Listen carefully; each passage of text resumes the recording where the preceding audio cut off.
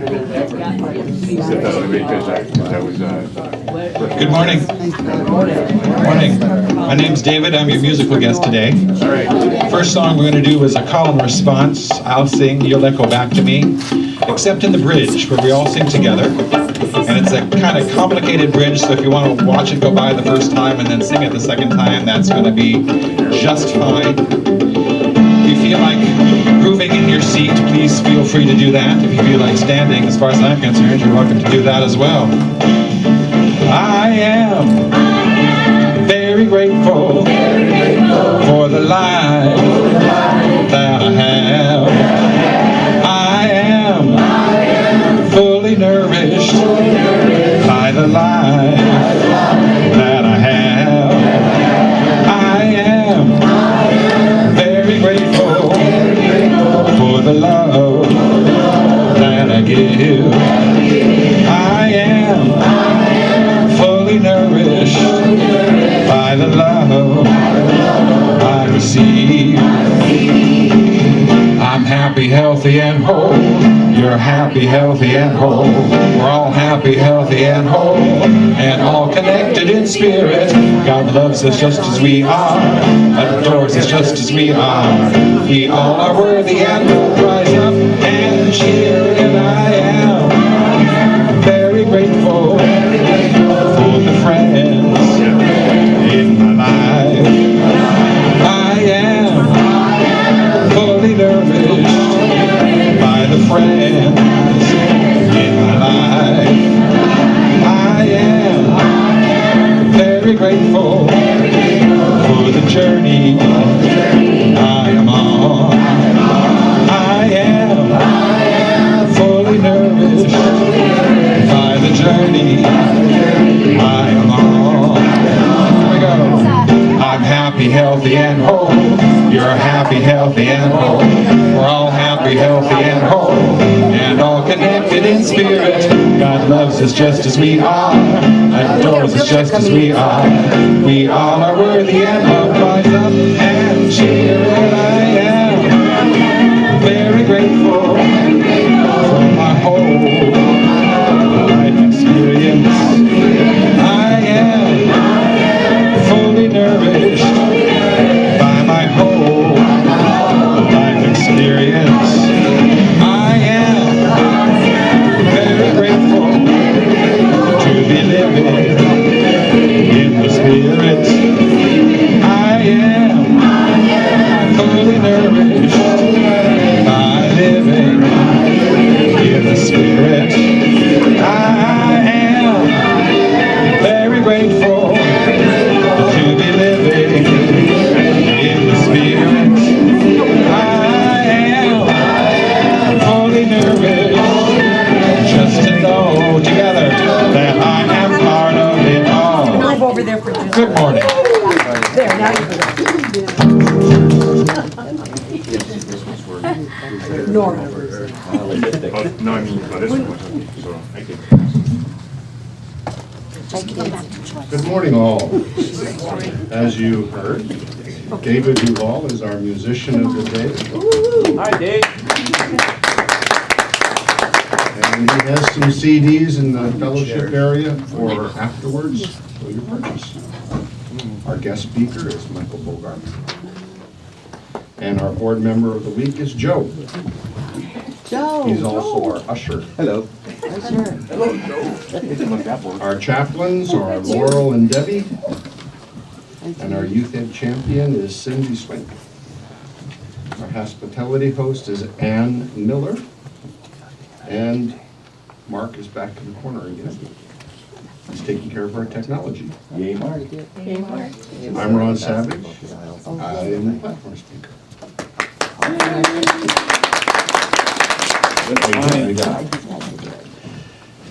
Okay. I need a program, please. Oh, thank you so much. Just wanted to double check, make sure I didn't miss any dates. Take the light and do it live. That's right.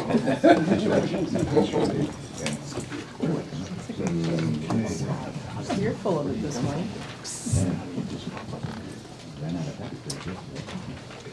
So, you're new today to Unity Bremerton, would you raise your hands? No hand raising. That's just old hands. We want you to know that no matter where you are in your journey of faith, you are always welcomed here. We know that the world is a better place when you are willing to share our hearts. We give you a heart as a symbol of the steadfast spirit that lives within each of us, and we ask you to carry this symbol as a member of the Red Heart Fellowship. Let it be a reminder that the love of God is always with you, and to share your heart wherever you go. The Red Heart, as a symbol of fellowship in the world, can spread love one heart at a time. Let's start the movement here. So, everybody have their heart in their pocket? No, because that right up wears off.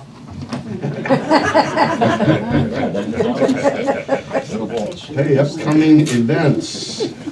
On the 30th, we have a guest speaker, Suzanne Auclair.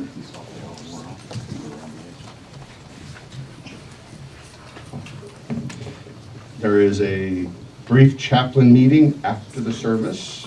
So all chaplain people, please stay.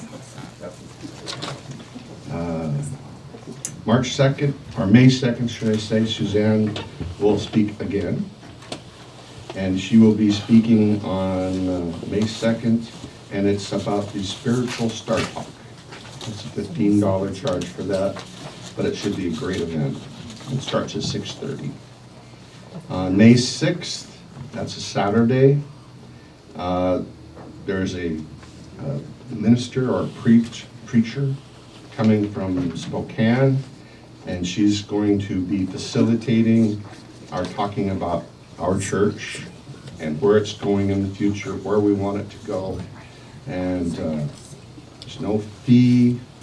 It's an all-day thing. It's from 9 in the morning till 4 in the afternoon. Lunch is provided, and it's very important to come because that's what's going to plan where we're going to be. What date? That is on Saturday the 6th, and it starts at 9 in the morning, May all 6th? day. May 6th? May 6th, Okay. yes.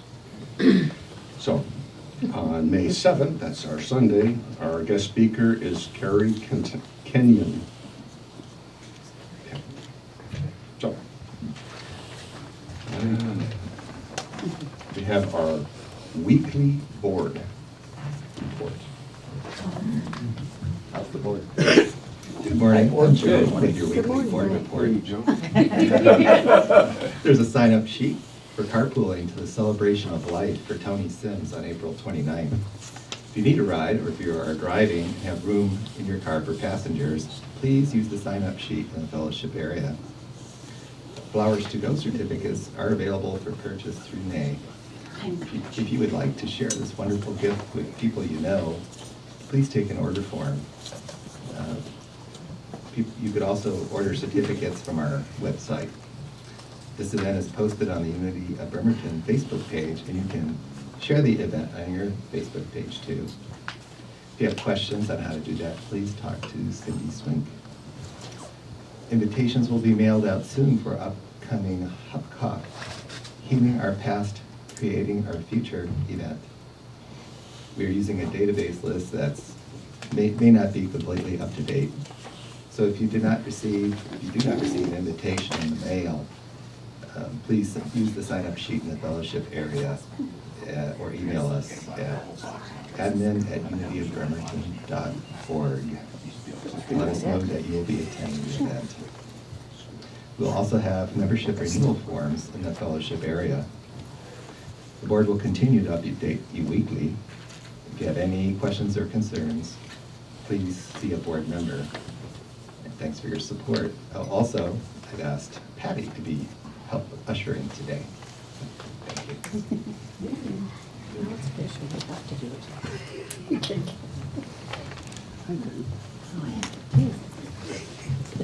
And we have our invocation statement.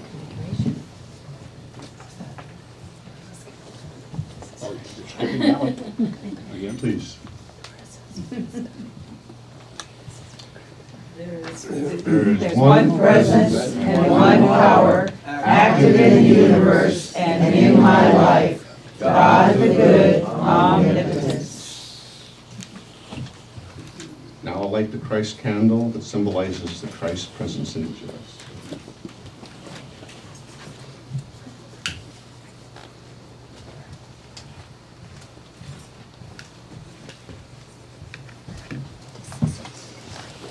And if you get up and shake hands and hug your neighbor, and we'll meet the rest of the people later.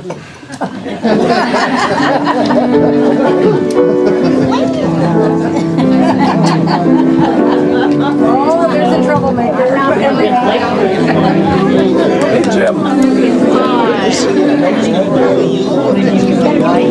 know, huh?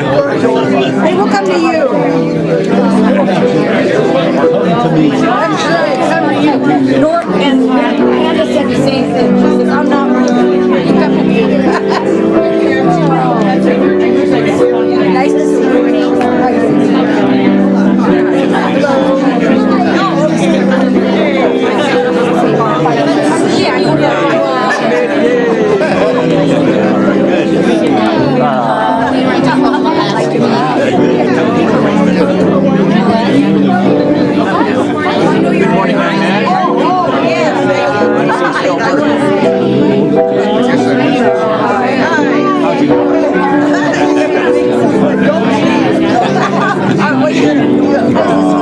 You don't want it to hurt. Put my hand up there. So yours matches the Okay. Okay. I'm getting my favorite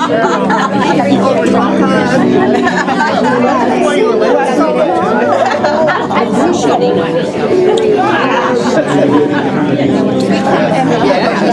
Because the other week we were in Tacoma. Going back and forth, I came back and give you a hug.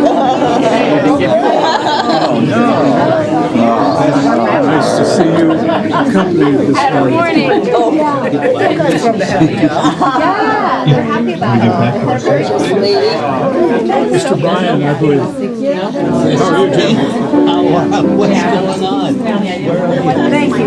Mark, go back up to day by day. That's what I'm going to use for the Gallaudet song. I love doing that. Yeah. Thank you. You were here the other week. I went. Pardon me? Please join me. You probably know this song. Day by day by day. Oh, dear Lord, for things I pray to see you more clearly, love you more dearly, follow you more clearly, day by day, day by day, day by day. Oh, dear Lord, three things I pray: to see you more clearly, to love you more dearly, follow you more clearly, day by day.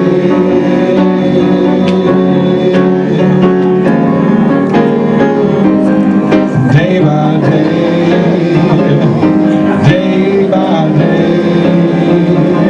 Oh, dear Lord, three things I pray: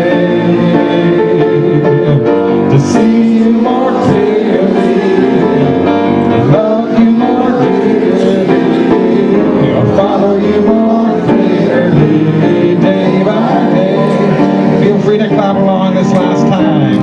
Day by day. You found one. Day by day. You're on the right beat. Congratulations. Oh, dear Lord, three things I pray: to see you more clearly, day by day, to love you more dearly, follow you more clearly, day by day, day by day, day by day by day by day by day.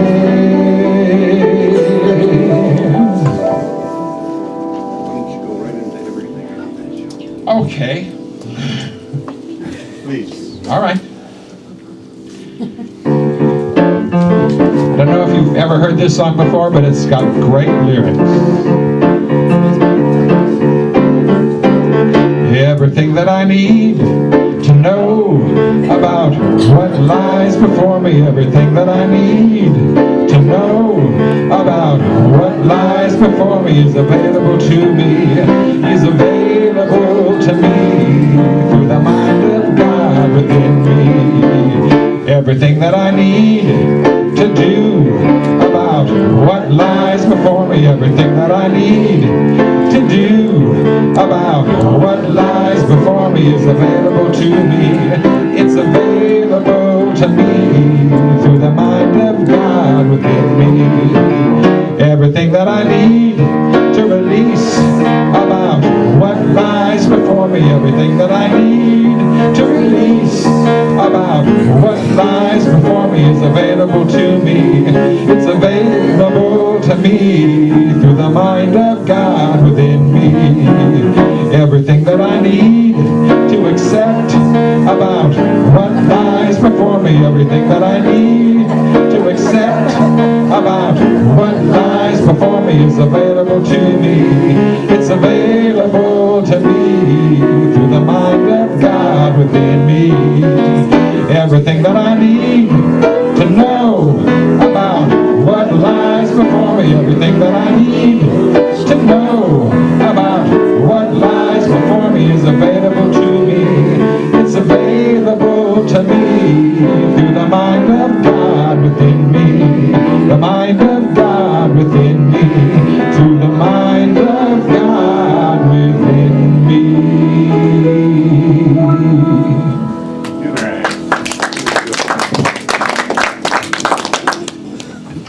Today's daily word, freedom. I honor and celebrate all humankind. The myriad uniqueness of humankind is to be honored and celebrated. Each and every person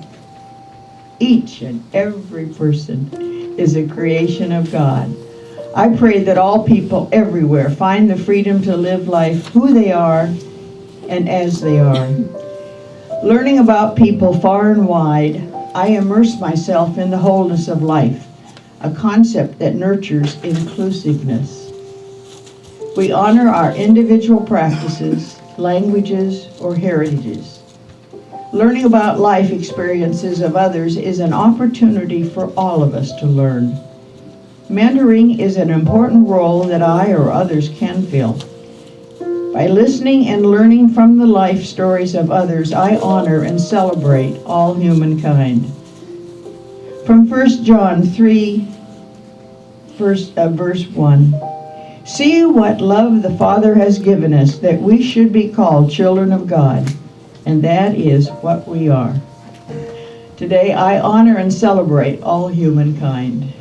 God bless us, everyone.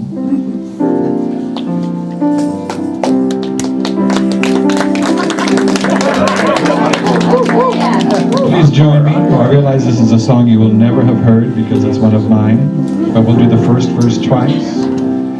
I am one with Spirit, I am one, I am one with Spirit divine. I am one with Spirit, I am one, I am one with all space and time. Let's repeat that verse, please. I am one with Spirit, I am one, I am one with Spirit divine. I am one with Spirit, I am one, I am one with all space and time. Second verse. I find joy with Spirit, I find joy, I do. I find joy with Spirit divine. I find joy with Spirit, I find joy, I do. I find joy in all space and time.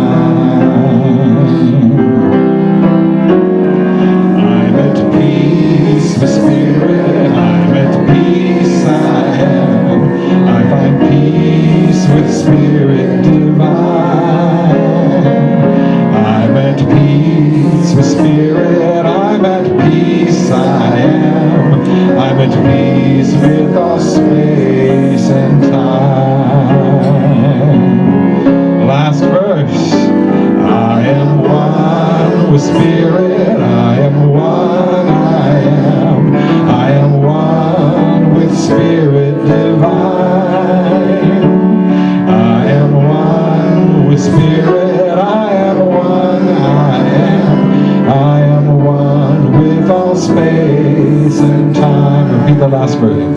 I am one with all space and time. I am one with Spirit divine.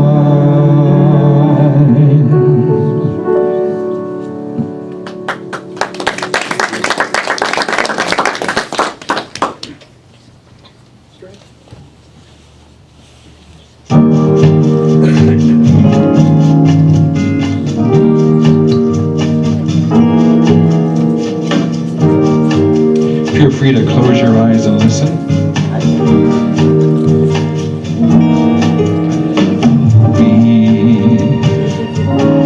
Be still and be. Let the worries of the day all fly free. Breathe. Be still and breathe. Clear your mind of troubles. Just be. Consider the lilies of the field, how beautiful they are.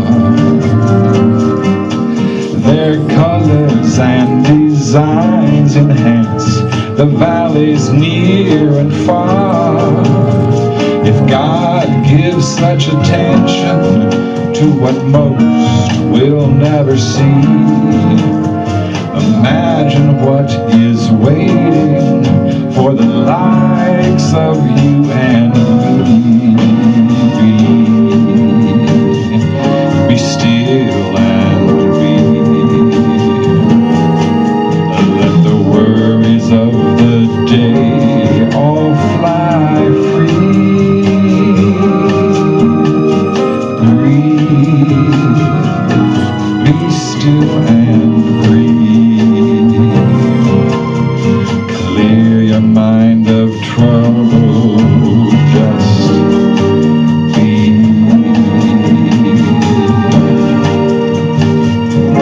Don't worry about what there is to eat or what there is to wear. There's so much more to life than creating problems here and there.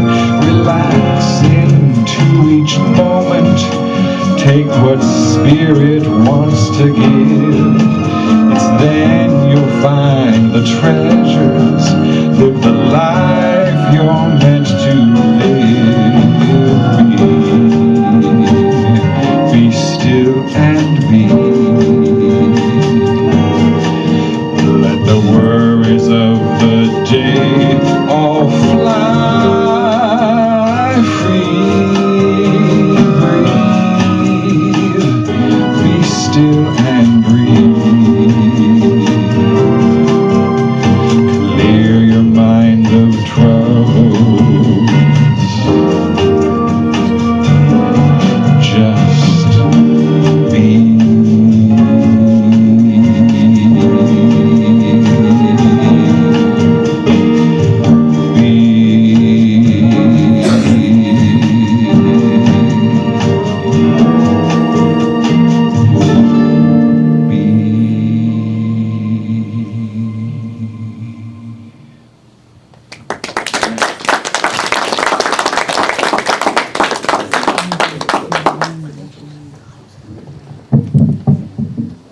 Mr. Bogar. Thank you.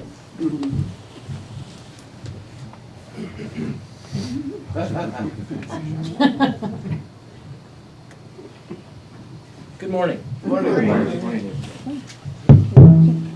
few weeks ago, Rosella contacted me through email and asked if I would consider doing a Bible introduction to the Bible class here. And then things started to happen with Tony, and it kind of went by the wayside. But I decided that I wanted, it's an 8-week class, but I decided that I wanted to give it to you in 20 minutes. So it's a class that I have been asked by Reverend Kathy Ann Lewis to do at the Center for Spiritual Living in Seattle twice a year for at least the last 15 years. And the reason she asked for this class over and over is because the focus of the class, or the title of the class and the focus, is Watching God Grow Up. I want you to let that sink in for a moment. Now, there are other ways to teach the Bible, so just let's get that out of the way. Many other ways to teach the Bible: metaphysical, theological, etc., historical. But this is more of a developmental approach to the Bible, as seeing it not so much as a story about God, and it is that, but more of a story about human relationship with God. In other words, the key characters in the biblical story, according to the Hebrews, are human beings. It is a story about humanity and humanity's relationship to the infinite. And the way the class is taught, and we spend quite a bit of time on each of these different sections, but the way the class is taught is to look at the Bible as stages of God's evolution. But again, it's not a story about God, so it's a story about whose evolution? Our evolution in relationship to God. Now, the reason that this has become so important to me, and the reason Kathy Ann has asked for it to be taught as a requirement for practitioners, is because she said there seem to be a lot of us in this culture that divide spirituality up into little pieces. The spirituality belongs over here in this part of our lives, and then we're out here with the rest of our lives sort of struggling to get it over into the spiritual arena. You understand? And the class is not taught that way, and the Bible does not teach that. The Bible teaches that all of life is spiritual. There's never a moment you're not in the spiritual circle. Does that make sense? Yeah. Now, clearly, there's a way we can see spiritual as a special kind of life. It's not a contradiction to see both. But the approach that I take to the Bible is one that sees all of life as spiritual. So in the beginning, in Genesis, it starts with the birth of, well, in the beginning, God. This is going to be our little symbol for God. And in the beginning, let's go to Genesis. If you can't see this beautiful piece of art very well, there is a character ensconced in this stone wall here. So you can barely see it, but this is Genesis. And this is God, and in Genesis, the human being is created, and out comes the Adam. And in Hebrew, Adam is an androgynous word. It's a word that just means human, male and female. God created Adam. So Adam is an androgynous being. And the Adam, in this class that I teach, I'm calling this the birth of the ego. It's the little I of the great I am. So in this class, and we have some really good conversations the first night, because there are many people in this culture that have a difficult time identifying the ego with God. Because after all, the ego is edging God out. That's what some say. And there's a place for that. What you're going to hear me say this morning is there's a place for everything that we can conceivably imagine. So if you come up to me and say, well, I believe ego is edging God out, I'm going to say, good, okay. That's fine. And I'm going to suggest that there's a place where ego is not edging God out. Ego, I define it as edging God outward. See the difference? So in Genesis, according to the Hebrews, God creates the Adam, the ego, the I am, the little I am.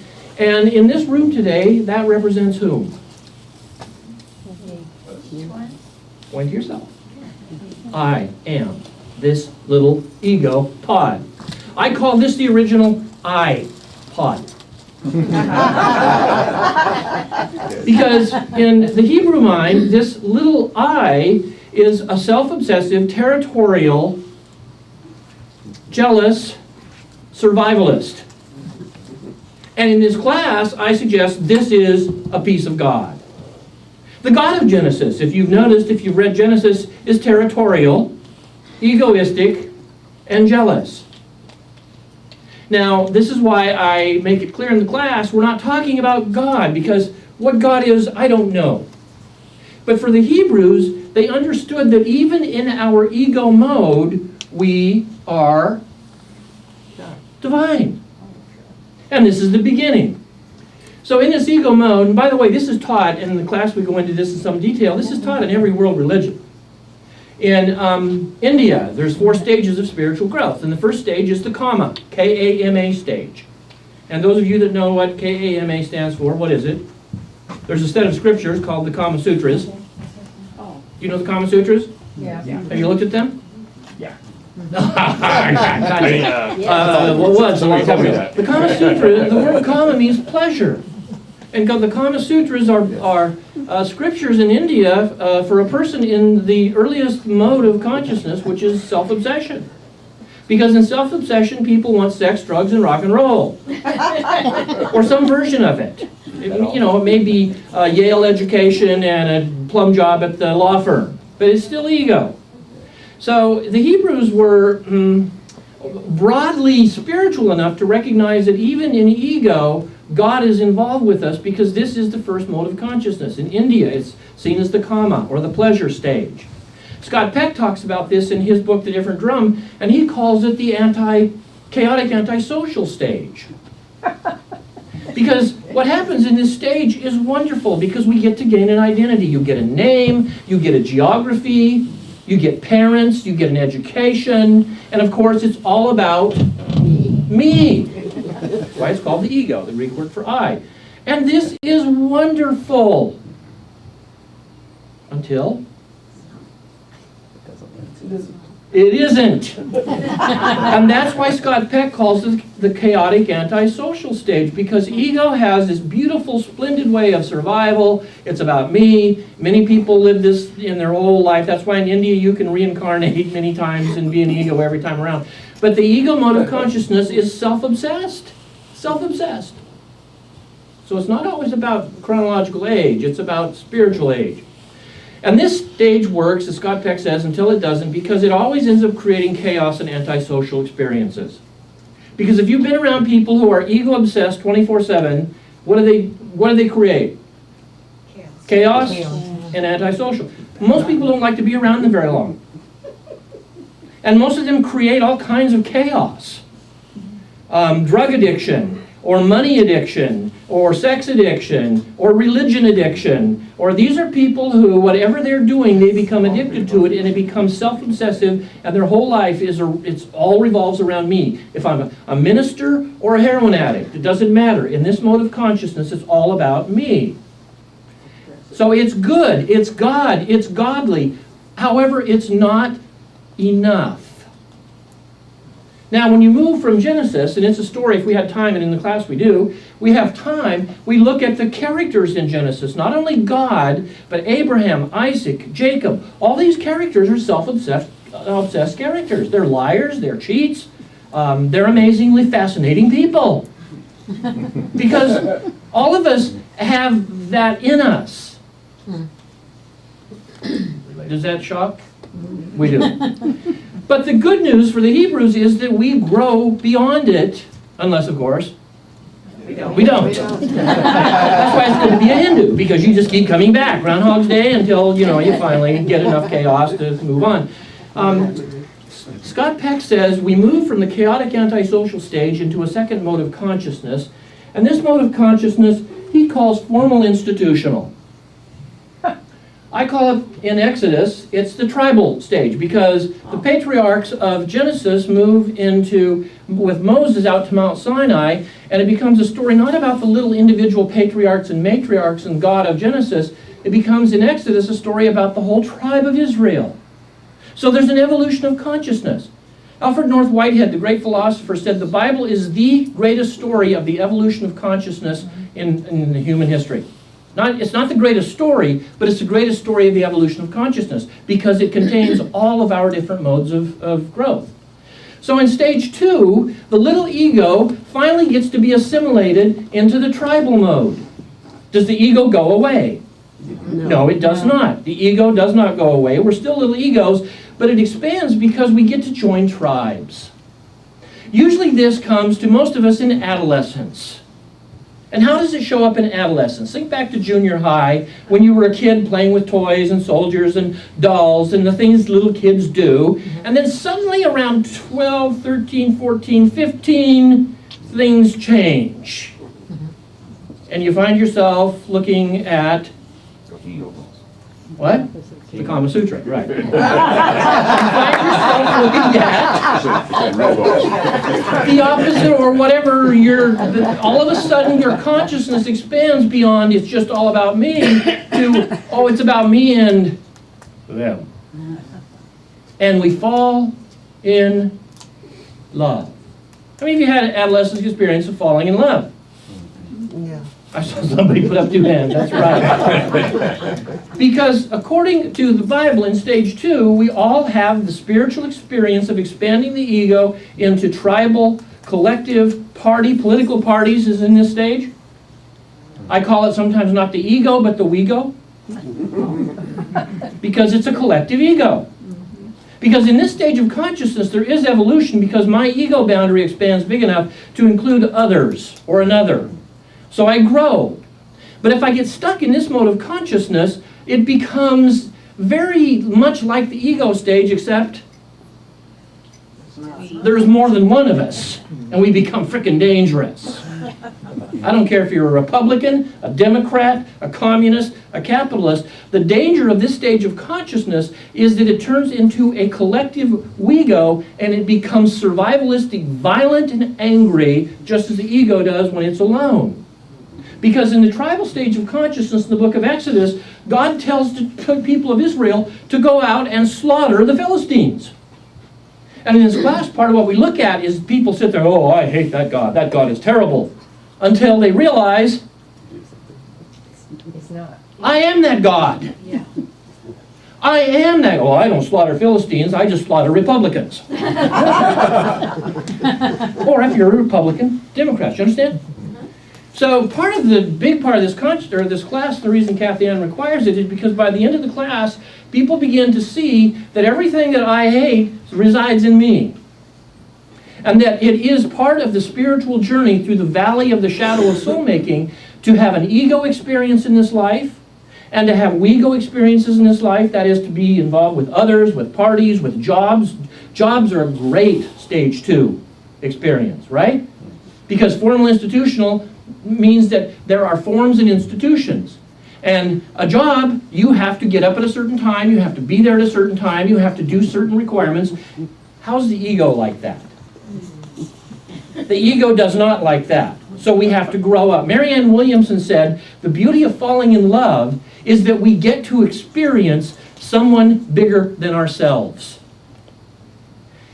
Now, if it all ended there happily ever after, none of us would be divorced. But stage 2 consciousness, as we find in Exodus, also moves along because it's not enough to just be an ego. It's not enough just to be in many relational tribal experiences. It's just not enough. We know, because in both of these ego and we-go experiences, we're looking for more. Something. This person didn't do it for me. This job's not doing it for me. This amount of money's not doing it for me. This presidential candidate's not doing it for me. We're always looking in the ego and the we-go. And so we expand in our consciousness to a third mode of consciousness. Scott Peck calls this the disintegrative, analytical disintegrative stage of consciousness. That's why I put this little character, where? Huh? In the salt. In the burning ashes. Because after you've had some ego experiences and we-go experiences, Carl Jung said this happens around the age of 35 for most people, between 30 and 45 for most people, we experience a mode of consciousness, which in the Bible is the poetic and prophetic books, or disintegration stage of consciousness. Anybody here ever disintegrated? If you have been in any relationship at all, I guarantee you, you know disintegration.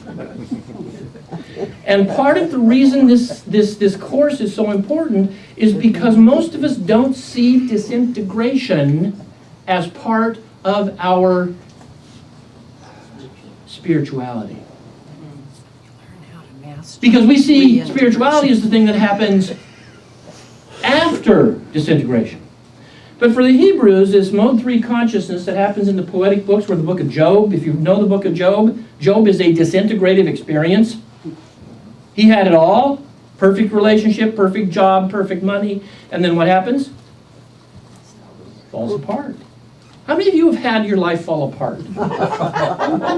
You're not raising your hand because you can't. 2 hands. If I had 4, I would. Mode 3 consciousness in the Bible is this section of the Bible, and it is when I bring my ego consciousness that has had many ego experiences, and I bring my we-go tribal relational experiences, and I put them into the burning bowl of life. Because in this mode of consciousness, we find things falling apart. We have a word for it in this culture. It's called insanity. If you think about our words, the word insanity means not whole. So in this paradigm, the experience of falling apart is just as necessary as having an ego, having we-go or tribal relational experiences, and falling apart experiences are just as necessary. So this is essentially the whole Old Testament. So when people come to me and say, I like the New Testament, but I don't like the Old Testament, I say, well, that's probably because spirituality for you, and I've been here, spirituality is only the New Testament Jesus-y stuff. See? It's not this Old Testament stuff, because I don't want anything to do with this God. What we I think often don't realize that we're really saying is, I don't like my ego, I don't like my relationships, and I don't like the fact that I have fallen apart, and I'm falling apart right now. Anybody falling? You don't have to raise your hand on this one, just wink at me. Anybody falling apart right now? Anybody over 50? If you're over 50, you're falling apart. Thanks a lot. Well, it's the truth. On a not lighter note, a sober note, a somber note, this past week I lost my sister. 59 years of age. 6 months ago, healthy as could be, diagnosed with lung cancer, died last Tuesday. I understand. That's disintegration. I lost my son. I shared that with you a couple of months ago. That's disintegration. I left the church that I was a minister of back in the late 80s and didn't know where to go, so I went out and built houses. That's disintegration. I went through a divorce about the same time. That's disintegration. At that time, my paradigm of spirituality did not have room for this. Because I kept thinking, one of these damn days, I'm going to get to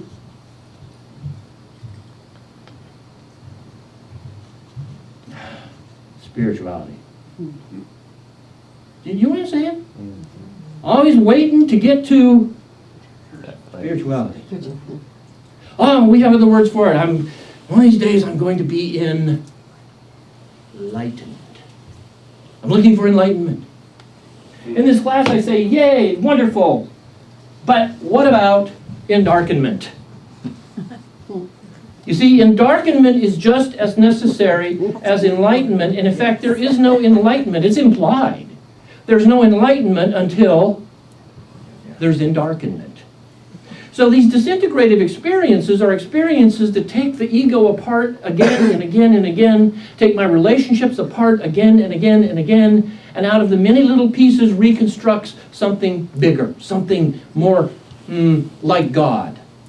And this is what the Hebrews said, we're made in the image and the likeness of God through ego, through relationships, through disintegrations.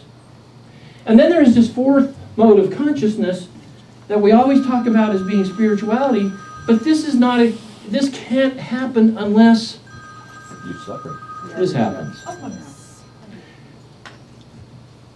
God calling? It's time to stop. It's for you. We bring our ego, our relationships, our disintegration ships, and we bring them into the Christ. When you read the New Testament, it said he came to reconcile all things unto himself through his body. The idea of reconciliation for the Hebrews is that all of these fragments that we end up with in life, there's a place to put them back together again, and it's here. And it's not a mistake that these fragmentations and these experiences, when you come up here and light these candles and do these burning bowl things, you're bringing usually disintegrations. Yes?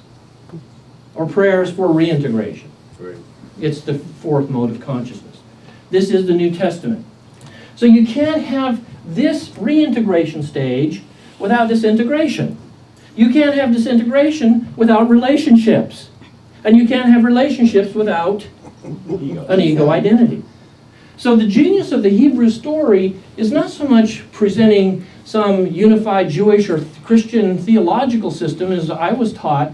To me, the genius of the story is that it captures every stage or mode of consciousness that we all are always in at any given day, on any given day.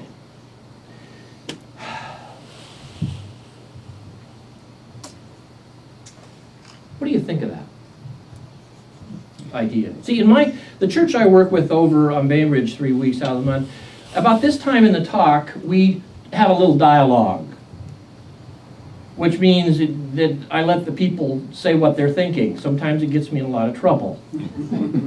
What do you think of this idea? Anybody comments, questions? What do you think? Pretty powerful. Shocking, new, Powerful, I've always known it. Powerful. Powerful?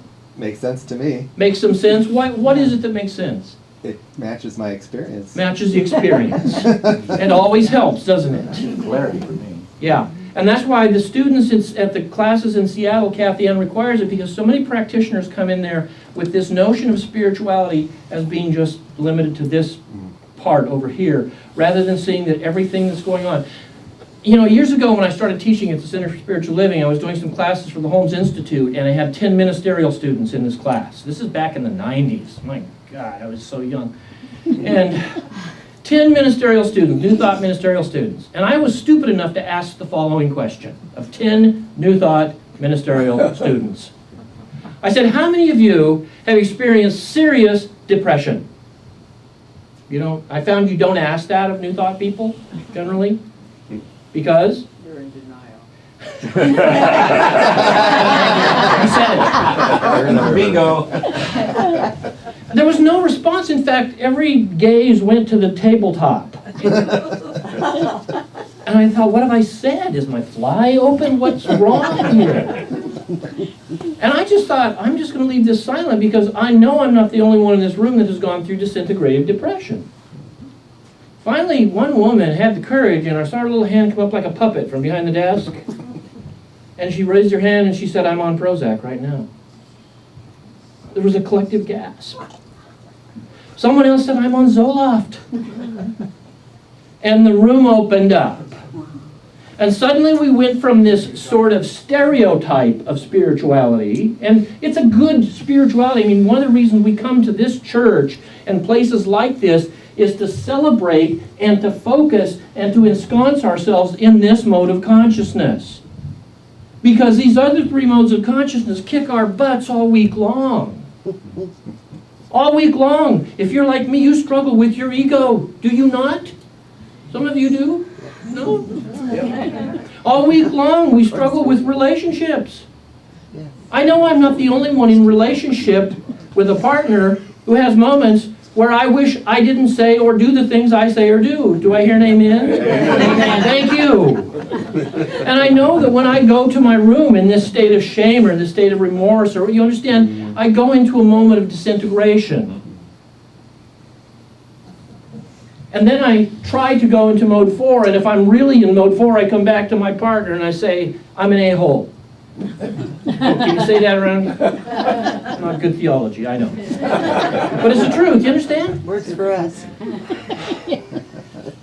All right, so let's close. I'm out of time. But I want to close with a quote from Walt Whitman, Song of Myself. It's very popular. In fact, there's a whole new book being written on it, and if I come back, we'll talk about this new idea of superorganisms. You familiar with this? Superorganisms? That, well, the Whitman quote is this. Question, Whitman asks, do I contradict myself? Very well then, I contradict myself. Anybody know how it finishes?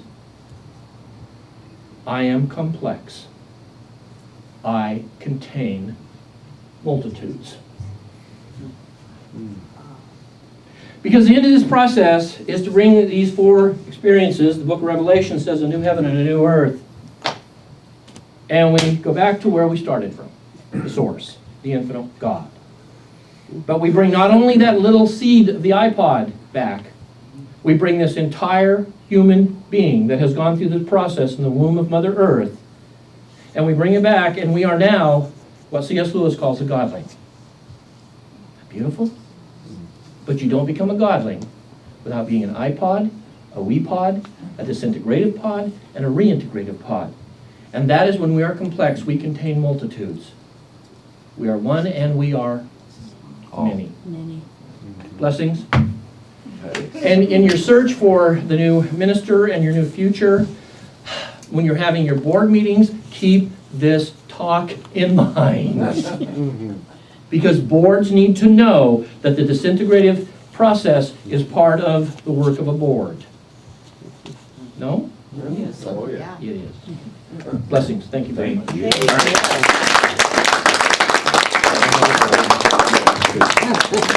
There was a Russian doll connection.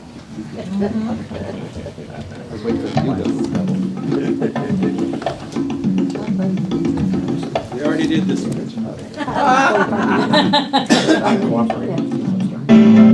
Four.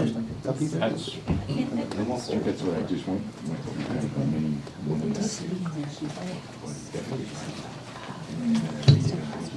That's what I'm doing now.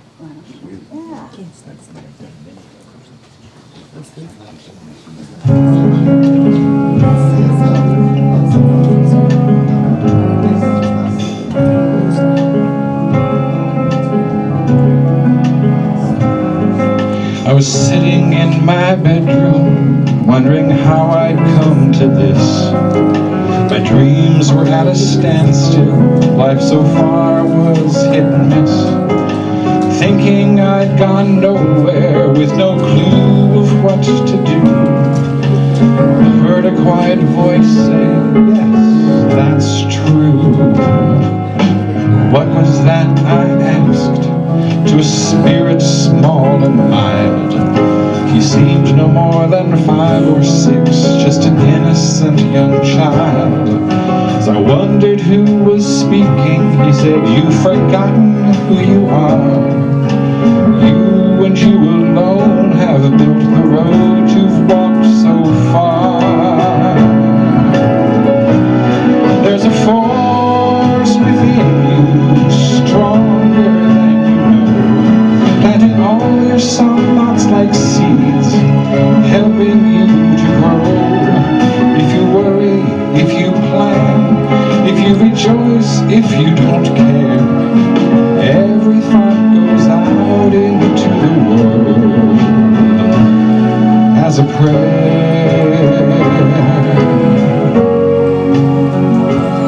It's your thoughts that drive your life. If you've lost your way, the place to start is there.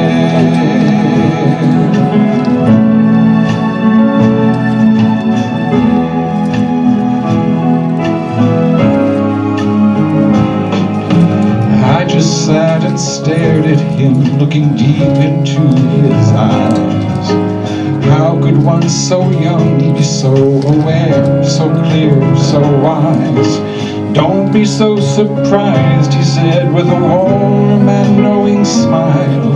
This is all just truth you knew when you were a child. And then suddenly it hit me, this was my younger self, not some bright angelic vision. I'd been talking to myself. And with that the spirit vanished, how or where I do not know. But he left me this reminder of what I once knew long ago. There's a force within us, stronger than we know, planting all our thoughts like seeds and helping them to grow. If we worry, if we plan, if we rejoice, if we don't care, every thought goes out into the world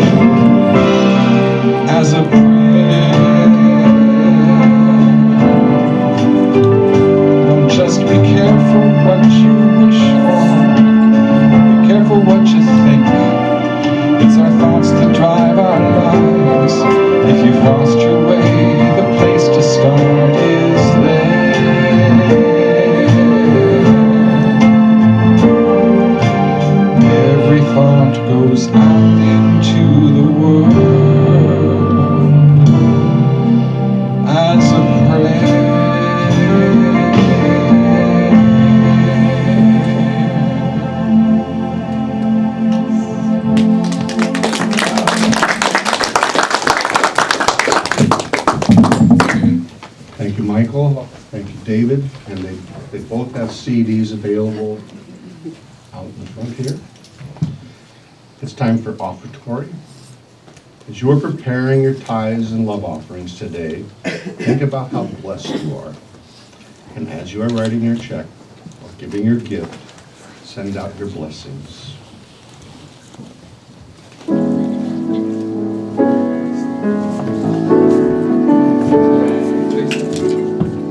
Hopefully some of you have heard this song before.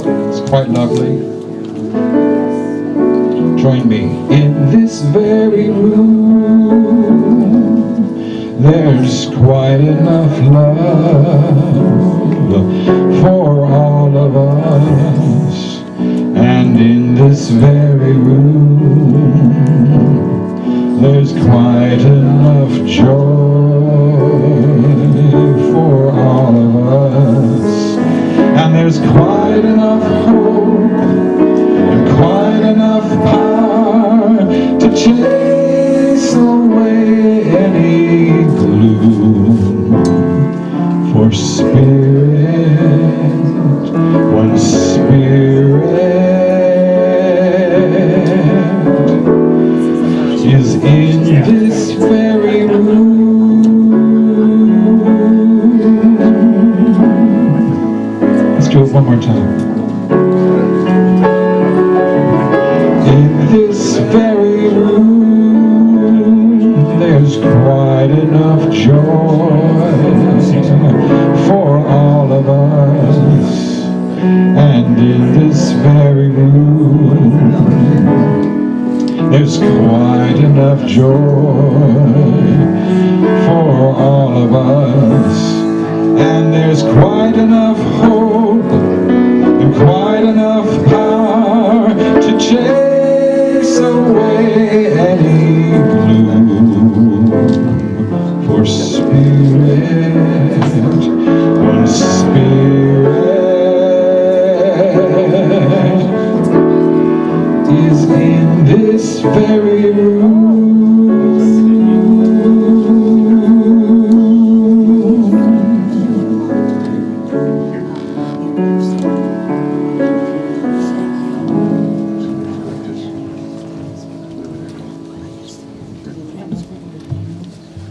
If I can get a board member. No, but he can have it. The usher. He can have it.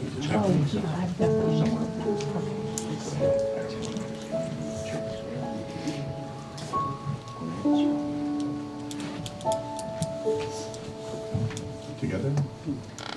Together. Together we dedicate these gifts in service to the highest mission, recognizing and celebrating our oneness with God.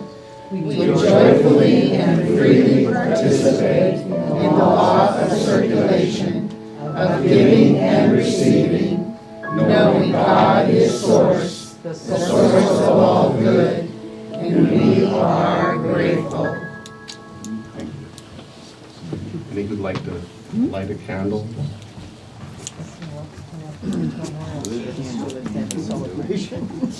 I also have up here a bag that requires a volunteer to fill it up for the needy.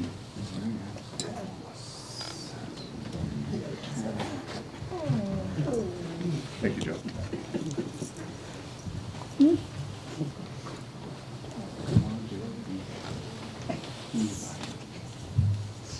So, we have some good news here. Anybody with good news? Yes, ma'am.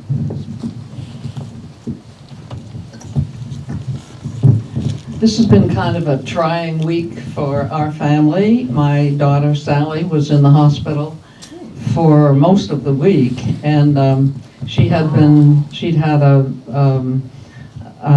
checkup, and they called her back in and said that you have been losing a lot of blood. So she went in the hospital, and they did test after test after test, and she came home yesterday, and apparently they didn't find anything. So there's probably still something going on, but at least I think the real serious things that we worried about. So anyway, really grateful that she's at home. She feels great. So anyway. All right.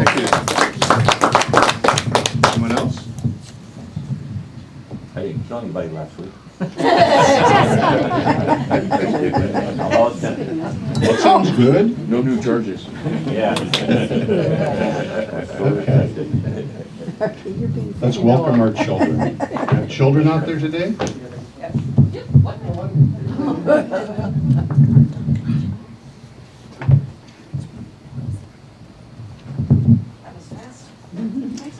You are Walking walking in the light. You are walking in the light of God. In the light, in the light, in the light, in the light, in the light, in the light, in the light of God. Well, our first little bit of good news is Jay lost his first tooth this week. There's a smile for So that was very exciting in his world. It is. He said, how did you get? Did you get any money for it? I got a $1 bill. Right on. I told him the first tooth was very important and very special. But of course, we had to convince him to go to sleep or the tooth fairy can't arrive. So we went along with the front of the program that said, I am. So I asked Jay, you know, if somebody doesn't know Jay, who's Jay? So this is what he drew. He says, I can only do stick people in Minecraft. I'm like, that's okay, we'll stick with stick people. So, but he liked the gold glitter in the background. That's how he sees himself. He's surrounded by the gold glitter. And a big smile, yeah. You're all right, guy. And the blessing. We love you, we bless you, we appreciate you just the way you are. All right. Thank you. And if we could stand and join hands across the aisle. Or sit. Thank you. Yes, that's the case, maybe.